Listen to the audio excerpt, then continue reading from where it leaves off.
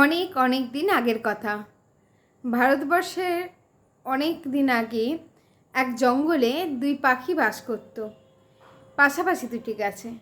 একটি গাছে থাকতো চিল, আর তার বাসাটা ছিল অনেক উঁচুতে মগডালে। আর তার পাশের গাছটাতে আরেকটি পাখির বাসা ছিল, সেটা হচ্ছে ঘুঘু। আর ঘুঘু পাখিটির বাসা ছিল তুলনামূলকভাবে নিচে। তো চিল সেই নিয়ে বেশ অহংকার বোধ করতো, যেহেতু তার বাসা ছিল অনেকটা উঁচুতে, অনেকটা উঁচু ডালে। সেই নিয়ে সে ভীষণই অহংকার বোধ করতো। আর এদিকে ঘুঘু পাখির বাসা যেহেতু তুলনামূলকভাবে নিচু ডালে ছিল, তাই ঘুঘু পাখি মনে মনে বেশ দুঃখ পেত। কিন্তু হঠাৎ একদিন বিশাল বেগে ঝড় এলো, আর যত রাত বাড়তে থাকলো ঝড় ততই বাড়তে থাকলো। তো সারা রাত্রির কোনো রকমের ঝড়ের হাত থেকে বেঁচে কোনো রকমভাবে ঘুঘু পাখির বাসাটাও সেই ঝড়ের কবল থেকে বেঁচে যায়। তো ভোর হতেই ঘুঘু পাখিটি ভাবলো যে যাই, একবার চিলের খবর নিয়ে আসি, চিল কেমন আছে এই ঝড়ের পরে।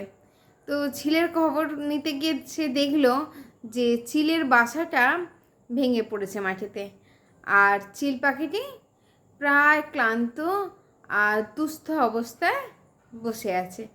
তো সেই দেখে ঘুঘু পাখির ভীষণ খারাপ লাগলো চিলের জন্য।